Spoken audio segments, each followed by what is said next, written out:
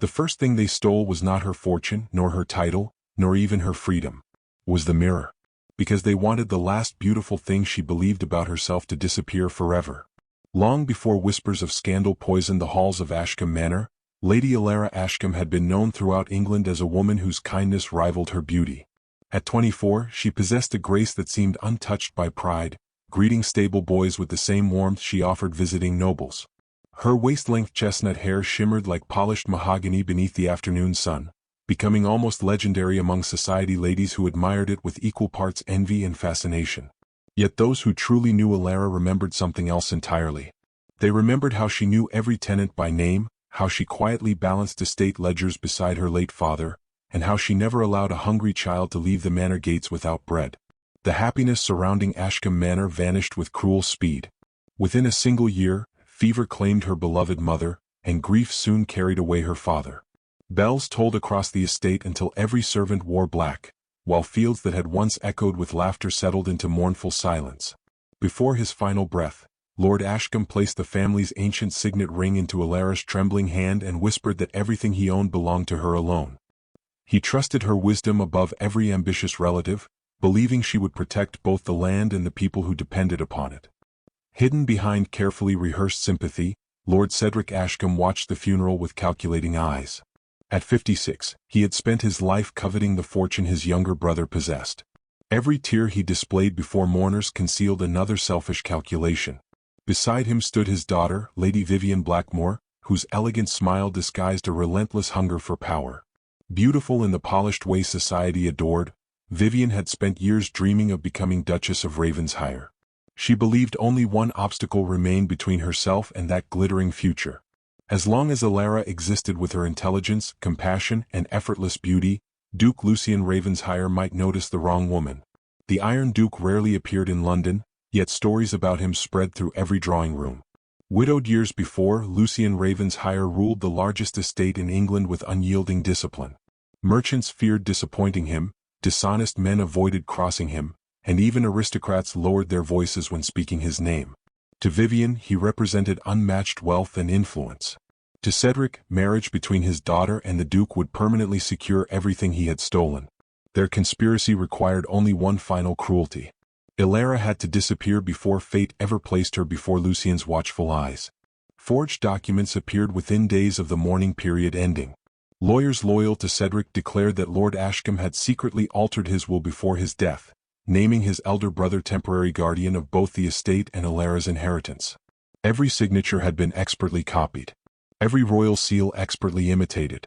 The few servants who questioned the papers were quietly dismissed before sunset. Others remained only because fear chained their loyalty. Elara protested with calm dignity rather than anger, believing truth would eventually prevail. She underestimated how completely greed could silence honest voices. Weeks passed beneath an invisible prison. Letters she wrote to family friends never left the manor. Visitors were informed she suffered from fragile nerves and wished to receive no company. Mirrors slowly disappeared from every corridor under strange excuses. Jewel boxes vanished from her chamber. Portraits of her parents were relocated to locked storerooms. Each loss seemed insignificant alone, yet together they formed a deliberate attempt to erase every reminder that she had once belonged there. Even the cheerful maids who had braided her hair since childhood avoided meeting her eyes, terrified of sharing her fate. Before dawn one rain-soaked morning, heavy footsteps echoed outside her bedroom. The door burst open without warning. For servants entered with pale faces already wet from tears they dared not acknowledge. Cedric followed carrying a pair of enormous tailoring shears, their blades scarred by years of cutting coarse fabric. Vivian closed the door behind them and calmly removed the final mirror from the dressing table. Confusion became fear. Fear became panic as two servants seized Elara's arms while another forced her to her knees. She struggled, not with violence but with desperate disbelief, begging them to remember the years she had treated them as family. Several wept openly, yet none released their grip. The first savage cut echoed through the room like snapping branches during a winter storm. Thick strands of chestnut hair slid across her shoulders before falling silently onto the wooden floor. Another cut followed. Then another.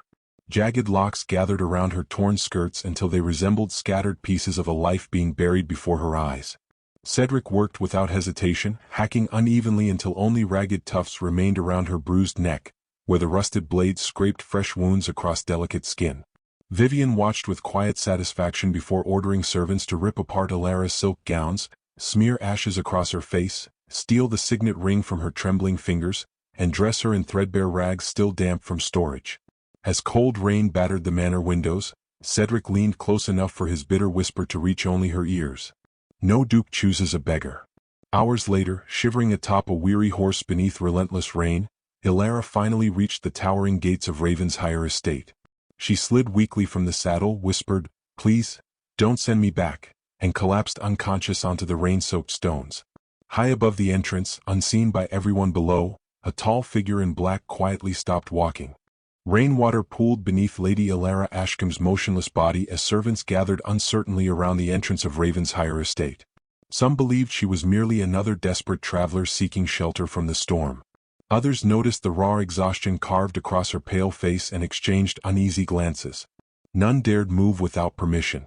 Above them, beneath the shelter of towering stone arches, Duke Lucien Ravenshire stood perfectly still. His dark coat hung untouched by the rain while sharp gray eyes studied the unconscious stranger with the patience of a man accustomed to finding truth beneath appearances. Silence settled over the courtyard until he finally descended the broad staircase, each measured step echoing against the soaked flagstones. The nearest steward hurried forward and bowed deeply. "Your Grace, shall we remove her from the gates before visitors arrive?" Lucien ignored the question. Instead, he knelt beside the young woman. Rain had washed streaks of soot from her cheeks, revealing skin far too refined for common labor. He noticed rope burns circling both wrists, partly hidden beneath torn sleeves. Tiny cuts crossed the back of her neck where uneven locks of chestnut hair clung against her skin. Her boots were worn almost beyond repair, yet someone had stitched them carefully by hand using delicate, practiced threadwork no ordinary servant would attempt. Mud covered her clothing, but her fingers bore no rough calluses. Even unconscious, she rested with the graceful posture of someone raised among nobility rather than hardship. Lucien removed one leather glove before gently touching her forehead. She burned with fever despite the freezing rain. "Carry her inside," he ordered quietly. The steward hesitated. "Your Grace, we know nothing about her." "We know enough." Those 3 words ended every objection. 4 footmen lifted Elara with careful hands and carried her through the great entrance hall, where blazing fireplaces pushed back the chill she had endured for endless hours. Servants whispered behind lowered voices as they passed.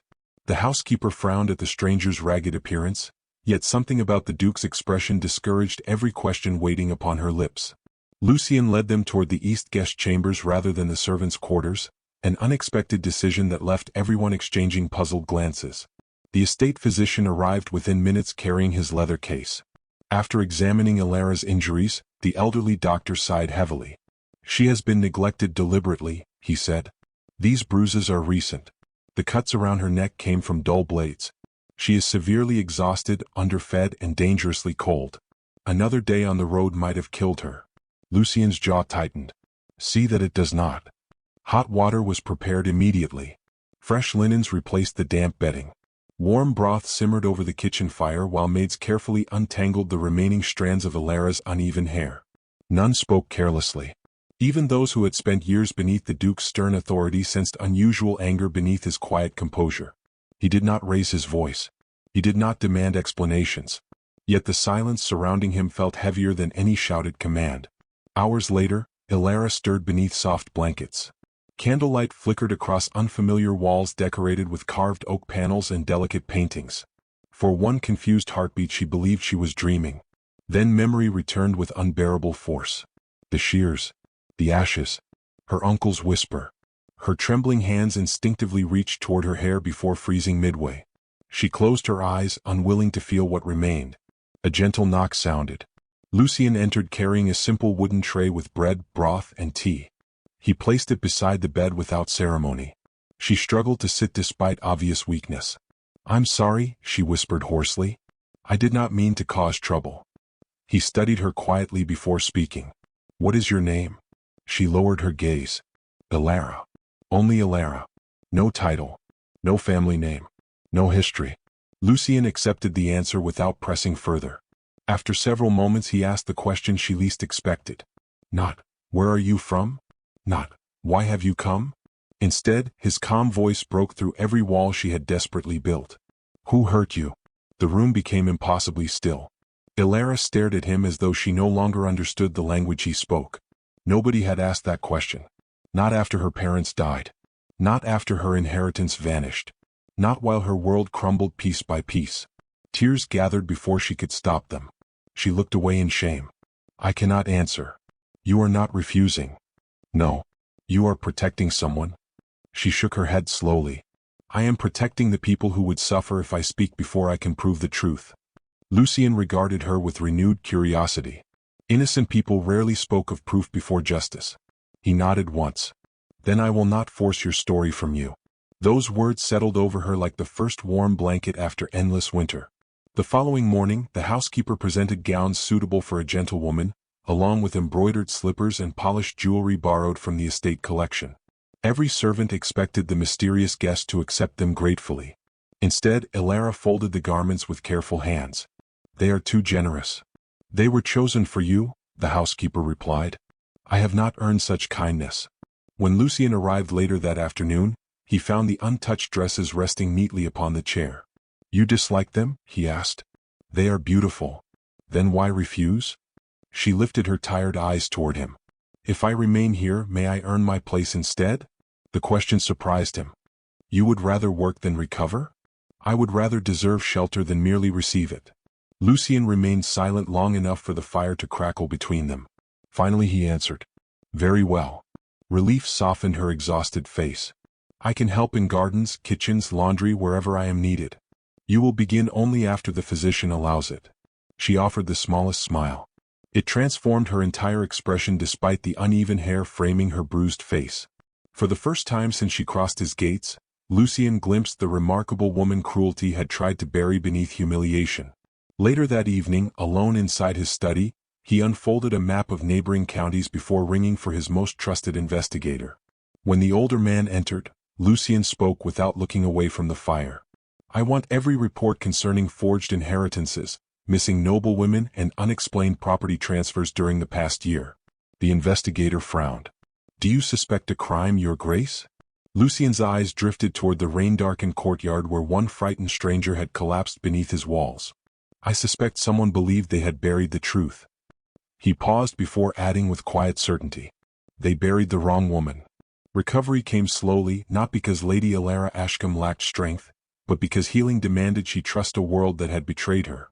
Each sunrise over Ravenshire Estate carried a quiet invitation to begin again, and each evening she accepted only one small step more than the day before. She never complained about lingering pain, never asked for sympathy, and never spoke of the family she had lost. Instead, she kept the promise she had made to Duke Lucien Ravenshire. She would earn her place beneath his roof, not through obligation, but through honest work that restored purpose to her wounded heart. Her first mornings were spent beside the elderly gardeners who tended the estate's sprawling grounds. They expected a noble woman disguised by misfortune to abandon the labor before noon. Instead, Elara listened carefully as they explained every rose variety, every stubborn weed, and every tree weakened by harsh winters. She knelt without hesitation in damp earth, her fingers blackened by soil rather than ink. Whenever an aging gardener struggled to lift heavy baskets, she quietly carried them herself.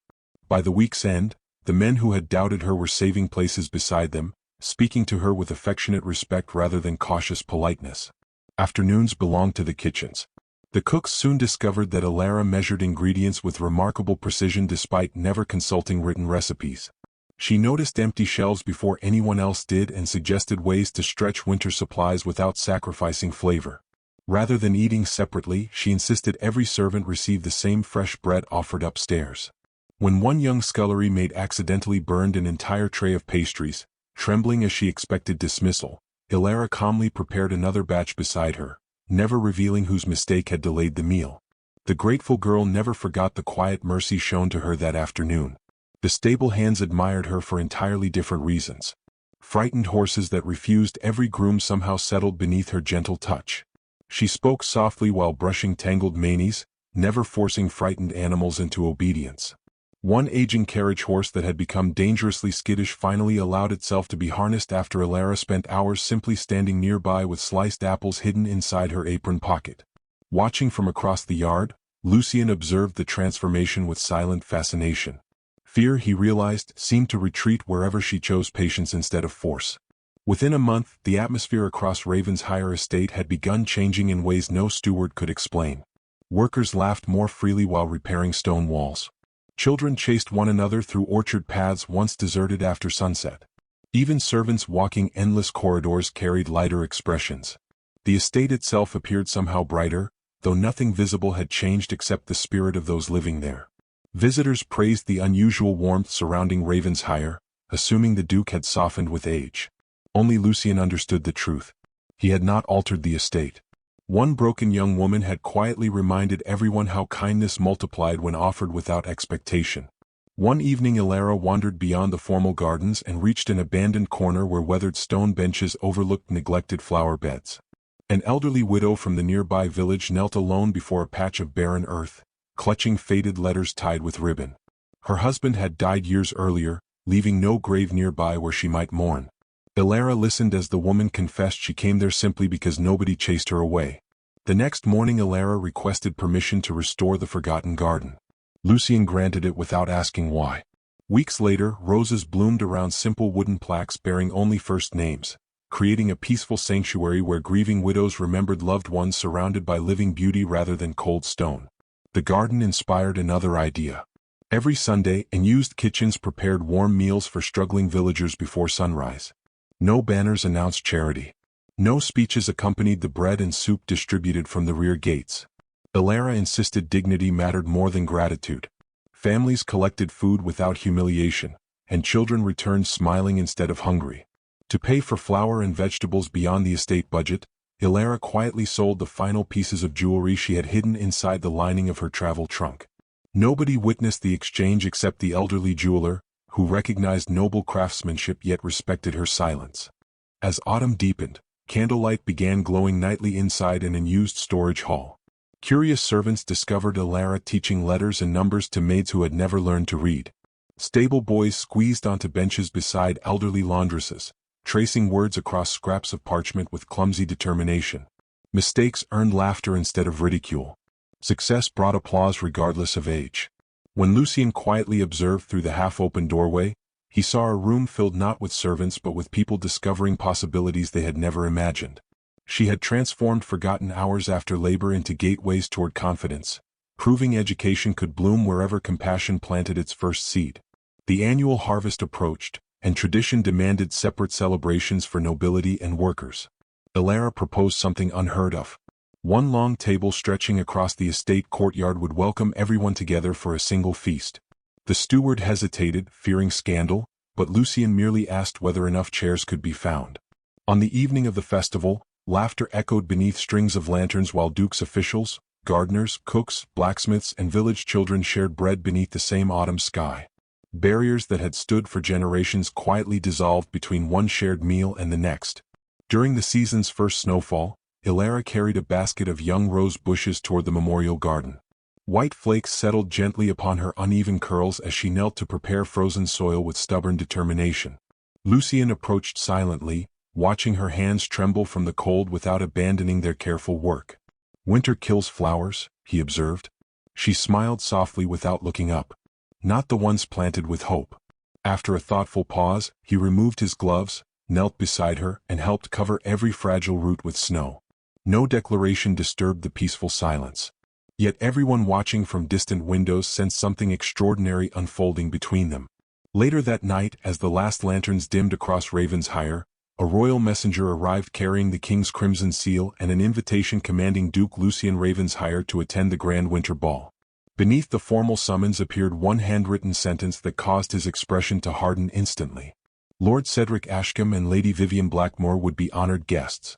Snow blanketed the capital beneath a sky of pale silver as elegant carriages rolled toward the royal palace, where thousands of candles glowed behind towering windows. The grand winter ball had always been the kingdom's most magnificent celebration, gathering dukes, earls, judges, bishops, military commanders, and wealthy merchants beneath one gilded roof. This year, however, anticipation carried an unusual edge. Rumors of the mysterious young woman living at Ravenshire Estate had quietly spread through drawing rooms across England. Some claimed Duke Lucien Ravenshire had rescued a servant. Others whispered she was a disgraced noblewoman hiding from scandal. No one knew the truth, yet everyone hoped to discover it before midnight. Elara stood inside a private antechamber while a maid carefully fastened the final pearl button of her elegant ivory gown. The dress possessed remarkable simplicity compared with the glittering fashions surrounding it, allowing nothing to distract from quiet dignity. Her hair had grown only slightly since the terrible morning at Ashcombe Manor. Soft chestnut curls framed her face unevenly, exposing the scars hidden along the back of her neck. When another maid nervously offered jeweled hairpieces to conceal the short curls, Elara gently declined. She had spent months learning not to hide from mirrors. She would not begin hiding from people. Outside the chamber, Lucien waited in formal black evening attire embroidered with restrained silver thread. He turned as Elara approached. For a long moment neither spoke. Candlelight reflected within his calm gray eyes before he offered his arm with respectful formality. She accepted without hesitation. Together they entered the palace, neither leading nor following, but walking side by side through corridors lined with crimson carpets and towering marble columns. Courtiers bowed deeply to the Duke, then looked curiously toward the unfamiliar woman accompanying him. She answered every glance with quiet composure, refusing either pride or apology. Across the ballroom, Lady Vivian Blackmore nearly dropped her crystal goblet. Beside her, Lord Cedric Ashcombe stared in open disbelief. They had expected Elara to disappear forever into forgotten labor. Instead, she entered the grandest hall in England escorted by the most powerful duke in the kingdom. Shock quickly hardened into contempt as Vivian noticed Elara's short hair. A satisfied smile returned. Beauty, she believed, had indeed been destroyed. She leaned toward nearby ladies, allowing poisonous whispers to drift effortlessly through gathering circles. Such unfortunate hair. How dreadful. Poor Duke Ravenshire. Laughter spread quietly beneath the music. Elara heard every word. She neither lowered her head nor tightened her grip upon Lucien's arm. Instead, she continued greeting strangers with gentle courtesy, speaking kindly to elderly guests and thanking servants who offered refreshments. Her serenity unsettled those hoping humiliation would break her composure. Even the musicians seemed distracted, watching whispered cruelty unfold beneath glittering chandeliers while violins continued their graceful melodies. The arrival of King Edmund silenced the room. Nobles bowed deeply as the monarch welcomed every guest before announcing that the evening celebrated loyalty, honor, and service to the kingdom. Applause echoed beneath painted ceilings. Yet Lucien scarcely heard the speech. Across the ballroom he saw Cedric smiling with practiced confidence while accepting compliments from influential lords. The sight awakened every suspicion his investigators had confirmed. Hidden inside his coat rested carefully copied reports describing forged documents, bribed witnesses, vanished letters, and illegal property transfers. Tonight, however, truth would emerge not through accusations alone, but before every respected voice in England. The orchestra began another waltz. Without warning, Lucien released Elara's arm. Guests assumed he intended to greet the king. Instead, he walked away alone. Confused murmurs rippled through the ballroom. Elara watched him disappear among elegantly dressed nobles, uncertainty flickering across her otherwise peaceful expression. Had she misunderstood everything growing quietly between them? Around her, smug smiles returned. Vivian folded her hands confidently, believing the Duke had finally remembered his proper place among society. Cedric relaxed for the first time that evening. They mistook deliberate patience for abandonment. Then the music stopped. Every violin fell silent. Every conversation dissolved. Lucien crossed the polished floor until he stood directly before Elara. Without hesitation, the feared Iron Duke lowered himself onto one knee. An audible gasp swept across the ballroom. Even the king stared in astonishment. Lucien withdrew a velvet ring box and opened it slowly, revealing a magnificent diamond surrounded by delicate white sapphires that caught the candlelight like frozen stars.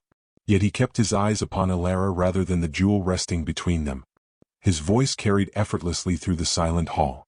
The day they cut your hair, they believed they stole your beauty. He gently reached upward, brushing trembling fingertips across the soft curls framing her face. They were wrong. No soul moved. No glass clinked. No fabric rustled. Only his steady voice remained. Beauty was never in your hair. His gaze never wavered. It was always in your heart. Tears filled Elara's eyes before she realized they had fallen. Not tears of humiliation. Not tears of grief. But tears born from finally being seen exactly as she truly was. Before anyone could recover, another voice rose across the ballroom. His Grace speaks only part of the truth. Dowager Duchess Margaret Ravenshire stepped forward carrying an aged mahogany chest sealed with crimson wax. Though 67, her posture remained regal, commanding immediate respect. She approached the king before breaking the ancient seals and carefully unfolding yellowed documents preserved for decades.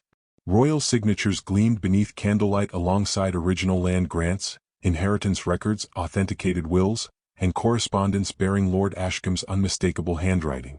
Every page dismantled Cedric's carefully constructed lies with devastating precision. The king's chief magistrate examined each document while stunned silence deepened throughout the hall. After several endless minutes, he slowly raised his head. "These records are genuine." The king's expression hardened. He turned toward Cedric. "You forged inheritance papers against your lawful heir." Royal guards immediately surrounded the trembling nobleman. Vivian rushed forward, desperately protesting misunderstanding after misunderstanding, yet every excuse dissolved beneath undeniable evidence. Friends who had eagerly sought her company only moments earlier quietly stepped aside, unwilling to share disgrace. Cedric collapsed heavily onto the polished floor, his confidence shattered before the entire kingdom. As guards prepared to remove both conspirators, the king turned respectfully toward Elara. "Lady Ashcombe," he declared, "your lands, your fortune, and your honor shall be restored before another sunrise." Applause erupted throughout the ballroom, but Elara lifted one trembling hand, asking only for silence. Every voice faded instantly as she stepped forward, tears glistening beneath palace lights. Then she looked directly at the king and quietly said, "Before judgment is finished, there is one mercy I must ask for." Silence settled over the royal ballroom after Lady Elara Ashcombe's unexpected request. Instead of demanding punishment, she stood before the king with quiet dignity, her uneven chestnut curls catching the warm glow of countless chandeliers. Every noble expected bitterness after the suffering she had endured. Instead, compassion shone within her tear-filled eyes. She bowed respectfully before the throne and spoke with a calm voice that carried through every corner of the magnificent hall. "Your Majesty, justice must never become another name for revenge." The words stunned everyone. Even Lord Cedric Ashcombe, kneeling between royal guards, slowly lifted his head in disbelief. Elara continued without anger. "The servants who obeyed my uncle acted from fear, not cruelty. Many tried to protect me in small ways they believed no one noticed. They deserve mercy, not punishment." The king regarded her thoughtfully before nodding. "So it shall be." Royal scribes immediately amended the judgment. Every servant proven to have acted under coercion would keep employment and receive protection beneath the crown. Relief spread through the ballroom as frightened faces filled with grateful tears. Several former Ashcombe servants quietly fell to their knees before Elara, overcome by the mercy they had never expected. The king's expression then hardened. "But those who planned these crimes shall answer for them." Lord Cedric, Lady Vivian Blackmore, the corrupt solicitor, and every conspirator who knowingly forged documents or accepted bribes were stripped of their titles, estates, wealth, and noble privileges before the assembled kingdom. Their luxurious homes became property of the crown until lawful ownership could be restored. Yet when the chief magistrate recommended imprisonment for life, Elara gently interrupted once more.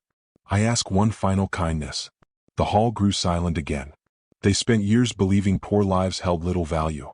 Let them spend the rest of theirs serving the people they once ignored. The king slowly smiled.